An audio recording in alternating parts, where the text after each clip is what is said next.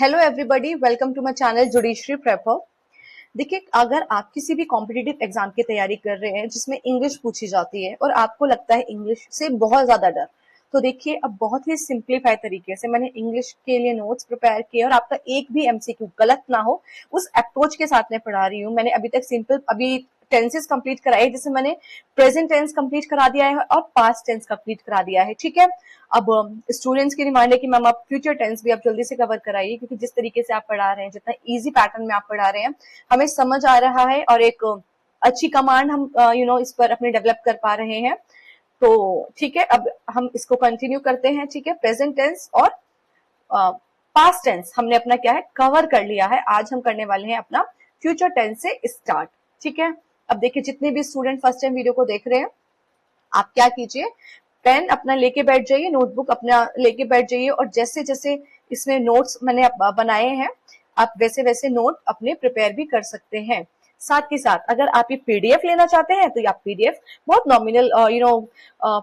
Nominal price है इसका, purchase कर सकते हैं। ठीक है, ताकि आपको एक इजी कमांड इस पर आ जाएगी। और देखो, जो इंग्लिश होती है ना, वो स्टूडेंट को बहुत ज्यादा टफ लगती है, लेकिन ये इतनी टफ है नहीं जितना आप समझते हैं। एक्चुअली है ही नहीं। जैसे हम हिंदी को नॉर्मल बोलते हैं वैसे इंग्लिश होती है, बट आप क्या इसको यूज नहीं करते, उसकी प्रैक्टिस नहीं करते, तो इसलिए थोड़ी बहुत प्रॉब्लम आती है। अब जिस तरीके से मैं आपको पढ़ा रही हूँ ना इंग्लिश को, देखो मैं आपको पहले बता देती हूँ, जिन स्टूडेंट को बिल्कुल भी नहीं आती इंग्लिश, बिल्कुल भी डरने की बात नहीं है। आपको बिल्कुल स्टार्टिंग से सीखेंगे। और जिन स्टूडेंट्स को आती है, आप भी इस वीडियो को देखना, हो सकता है कि कोई कॉन्सेप्ट आपका छूट गया हो, क्योंकि मैंने एक एक चीज कवर की है। ठीक है, कुछ भी नहीं छोड़ा है। जैसे ही टेंसेस से क्वेश्चन बनेंगे, एक भी एमसीक्यू गलत नहीं होना चाहिए। अब देखिए, आज हम करने वाले हैं फ्यूचर इंडेफिनिट टेंस, भविष्य अनिश्चित काल। ठीक है, सामान्य भविष्य काल जिसको बोलते हैं। आप सुनिए, कौन सी आप फॉर्म ऑफ द वर्ब लगाएंगे, वर्ब की कौन सी फॉर्म लगाते हैं, इसमें क्रिया का क्या रूप रहता है। तो देखो, अगर मैं ऑक्सिलरी वर्ब की बात करूं तो आप शैल लगाएंगे फर्स्ट पर्सन के साथ। फर्स्ट पर्सन हमारा क्या होता है, आई और वी होता है फर्स्ट पर्सन। और विल कहाँ लगाएंगे आप, सेकंड और थर्ड पर्सन के साथ, जैसे you, he, she, it, they, name. अगर आप इंग्लिश की तैयारी कर रहे हैं तो आपको इतना तो पता ही होगा ना कि फर्स्ट पर्सन और सेकंड पर्सन और थर्ड पर्सन क्या होते हैं। ठीक है, तो नहीं भी पता तो मैंने बता दिया, फर्स्ट पर्सन होते हैं हमारे आई और वी। ठीक है, शैल लगाना है उसके साथ, और विल हम अपनी सेकंड और थर्ड पर्सन के साथ लगाएंगे। ठीक है, मेन वर्ब कौन सी लगती है फ्यूचर इंडेफिनिट टेंस में, मेन वर्ब क्या लगती है, तो first form of the verb. ठीक है, वर्ब की फर्स्ट फॉर्म लगती है। जैसे ईट, एट, इटन होता है तो ईट लगेगी। ठीक है, वर्ब की फर्स्ट फॉर्म लगेगी। प्रेजेंट टेंस वर्ब, वर्ब की फर्स्ट फॉर्म, जैसे हमने क्या करा था, प्रेजेंट टेंस में भी तो वर्ब की फर्स्ट फॉर्म ही लगती है, ऐसी यहाँ पर भी हमारी लगती है। ठीक है, अब देखिए स्ट्रक्चर क्या रहता है इसका, आप कैसे फॉर्म करेंगे उस सेंटेंस को। अगर फ्यूचर इंडेफिनिट का है तो सब्जेक्ट लिखना है आपको, शैल प्लस शैल या फिर विल का यूज करना है। शैल का यूज कर लेना जहां पर क्या होगा, फर्स्ट पर्सन होगा, आई और वी। और आप विल का प्रयोग कब करेंगे, जब सेकंड या थर्ड पर्सन होगा। उसके बाद वर्ब की फर्स्ट फॉर्म लगा देना और ऑब्जेक्ट। एग्जाम्पल देखिए, जो कुछ अनकलर्ड फ्यूचर होता है। ठीक है, कैसा अनकलर्ड फ्यूचर, जिसको हम सिंपल फ्यूचरिटी भी बोलते हैं, जैसे वी शैल मीट अगेन। ठीक है, हम फिर मिलेंगे।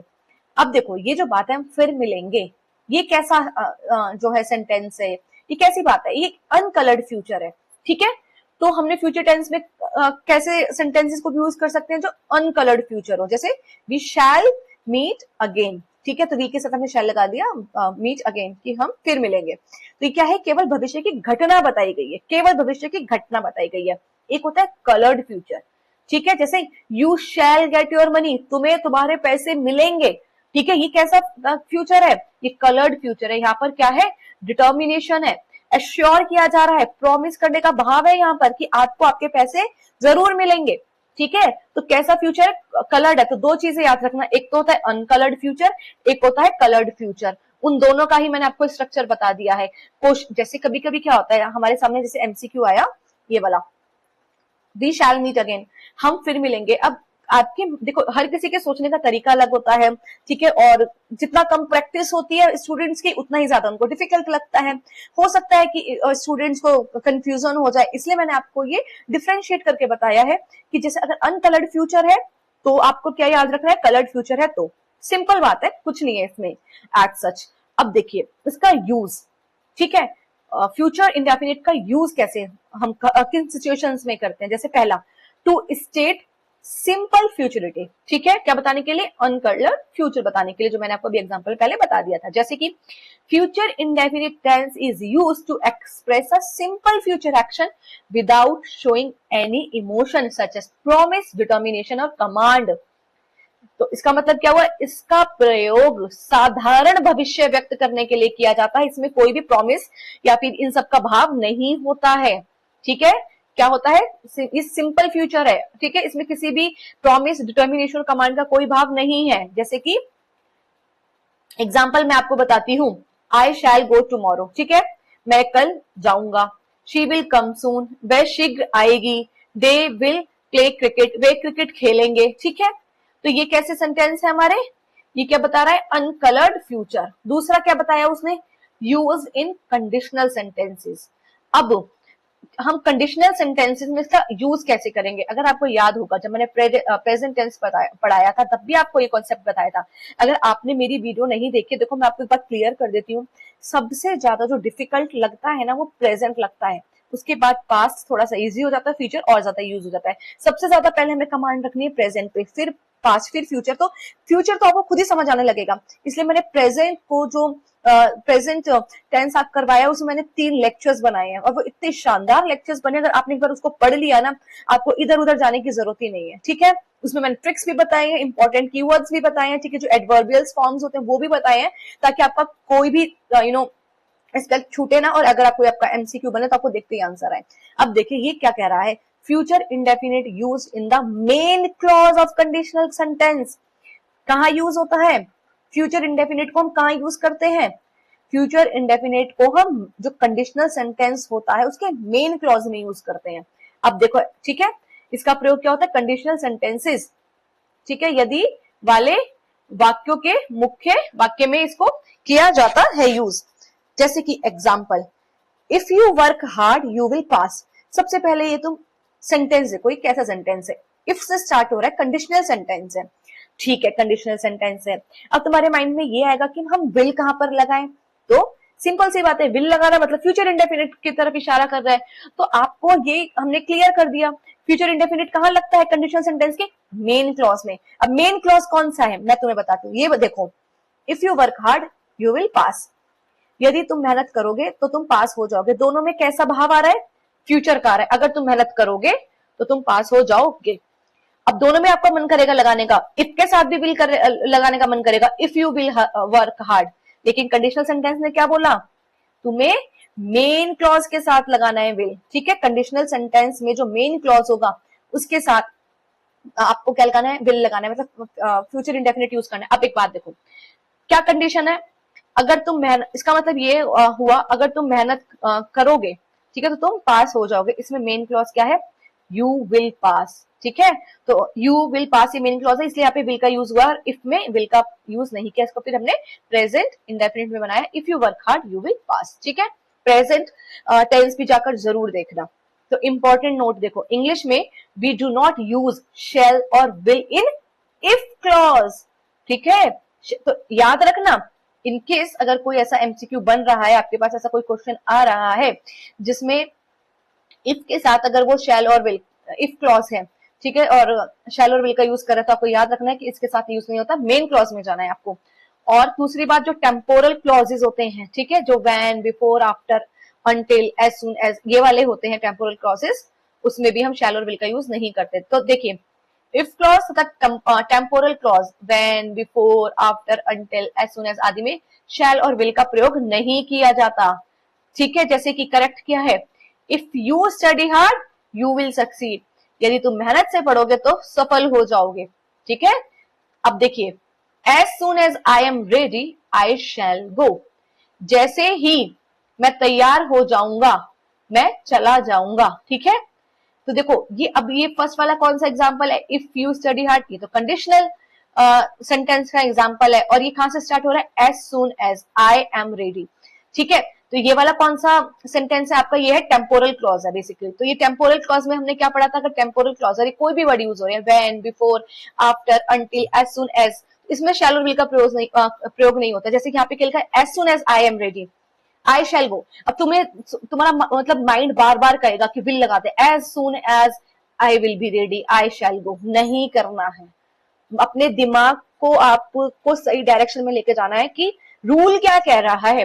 रूल ने यही बोला है कि टेम्पोरल क्लॉज में हम शैल और विल का प्रयोग नहीं करेंगे, तो इसको हम कैसे बोलेंगे, as soon as I am ready I shall go. जैसे ही मैं तैयार हो जाऊंगा मैं चला जाऊंगा, ठीक है, जैसे ही मैं तैयार होता हूं मैं चला जाऊंगा। देखो सेंस क्या आ रहा है, जैसे ही मैं तैयार होता हूं मैं चला जाता हूं, मैं चला जाऊंगा। तो प्रेजेंट इंडेफिनिट लग गया, और फ्यूचर इंडेफिनिट ऐसी, if you study hard you will succeed. अगर तुम मेहनत करते हो तो तुम सफल हो जाओगे, अगर तुम मेहनत करते हो तो तुम सफल हो जाओगे। बिल्कुल ठीक है, लेकिन हम इसको बोलते कैसे, अगर तुम मेहनत करोगे तो तुम सफल हो जाओगे। फिर माइंड ये कहता है कि दोनों में विल लगा दो, नहीं, ये वाला चीज आपको याद रखते हैं, यहाँ से क्वेश्चन 100% बनता है और एक एक नंबर मैटर भी करता है, ठीक है। एग्जाम ट्रिक, अब देखिए फ्यूचर इंडेफिनिट, तो आपको याद रखना फ्यूचर इंडेफिनिट अगर आइडेंटिफाई आ जाए, आप इस सेंटेंस को आइडेंटिफाई करो कौन सा टेंस है, तो शैल और विल आ जाए प्लस वर्ब की फर्स्ट फॉर्म आ जाए, तो आपको याद रखना है कौन सा होगा, वो फ्यूचर इंडेफिनिट है। एक और बात याद रखना, इफ क्लॉज है तो प्रेजेंट टेंस है, इफ क्लॉज है तो प्रेजेंट टेंस रहता है, और उसके मेन क्लॉज में हम फ्यूचर टेंस लगाते हैं। इफ क्लॉज में हम प्रेजेंट टेंस लगाते हैं, हमने अभी पढ़ा ना, if you work hard you will succeed, तो इफ वाला क्लॉज था तो प्रेजेंट टेंस लगाया, और फिर जो मेन क्लॉज था उसमें हमने फ्यूचर टेंस लगा दिया। इसके एमसीक्यू करते हैं, देखिए future indefinite which verb form is used in future indefinite tense। Future indefinite में कौन सा वर्ब का फॉर्म प्रयोग होता है, तो हमें पता है वर्ब की फर्स्ट फॉर्म होती है। which auxiliary is used with first person, अगर फर्स्ट पर्सन है तो आप कौन सा ऑक्सिलरी लगाएंगे, is, has, shall या had। हमें पता है फर्स्ट पर्सन की बात है कि हम shall लगाएंगे, हमने अभी पढ़ा। which auxiliary is used with second and third person, second और थर्ड पर्सन के साथ कौन से ऑक्सिलरी लगती है, हमें पता है विल लगता है। फिर है future indefinite is mainly used to express, जो फ्यूचर इंडेफिनिट टेंस होता है मुख्य किसके लिए प्रयोग किया जाता है, पास्ट सेक्शन के लिए। अरे पास्ट सेक्शन तो पास्ट में जाएगा ना, हैबिट के लिए, हैबिट है तो कोई प्रेजेंट इंडेफिनिट में लिखते हैं, अगर प्रेजेंट की हैबिट है तो प्रेजेंट में, पास्ट की हैबिट है तो पास्ट में। सिंपल फ्यूचर, ठीक है, या फिर कॉन्टिन्यूअस एक्शन, तो जो फ्यूचर इंडेफिनिट होता है उसे सिंपल फ्यूचरिटी में यूज करते हैं। सी इसका आंसर है, चूज द करेक्ट सेंटेंस, ठीक है, सही वाक्य को बताइए। अब देखिए if you will work hard you will pass, simple सी बात है, इफ के साथ विल लगा दिया, हटाओ, गलत है। इफ यू वर्क हार्ड ये सही लग रहा है, यू विल पास ये भी सही है। इफ यू वर्कड हार्ड, इसने वर्क की सेकंड फॉर्म लगा के पास्ट बना दिया, और ये क्या हो गया हमारा, गलत हो गया, ठीक है। इफ यू हैव वर्कड, इसने इसको प्रेजेंट परफेक्ट मिल दिया, ये भी गलत हो गया, क्यों, क्योंकि हमने पढ़ा था इफ क्लॉज प्रेजेंट में बनता है और बाद वाला क्लॉज जो होता है मेन क्लॉज वो फ्यूचर में बनता है, तो इसका आंसर है B. If you work hard, अगर तुम मेहनत करते तो तुम पास हो जाओगे, अगर तुम मेहनत करते हो तो तुम पास हो जाओगे। शैल विल इज नॉट यूज्ड, कहां यूज नहीं होता है, शैल विल का प्रयोग कहां नहीं किया जाता, मेन क्लॉज में या फिर इफ क्लॉज में या फिर इंडिपेंडेंट ऑफ सेंटेंस में या फिर स्टेटमेंट ऑफ फ्यूचर में। हमें पता है शैल और विल का प्रयोग हम इफ क्लॉज में नहीं करते हैं, उसमें हम प्रेजेंट टेंस का यूज, प्रेजेंट इंडेफिनिट का यूज करते हैं। विच सेंटेंस एक्सप्रेसेस सिंपल फ्यूचरिटी, बताओ कौन सा वाक्य साधारण भविष्य व्यक्त करता है, तो इसका आंसर है we shall meet again. Question, you shall get your money expresses, you shall get money में ये क्या एक्सप्रेस कर रहा है, तो ये एक्सप्रेस कर रहा है हमारा प्रॉमिस, ठीक है, तो ये वन लाइन का रिवीजन है। अब नेक्स्ट फ्यूचर कंटिन्यूअस को हम नेक्स्ट वीडियो में पढ़ेंगे। That's all for today, bye bye, take care.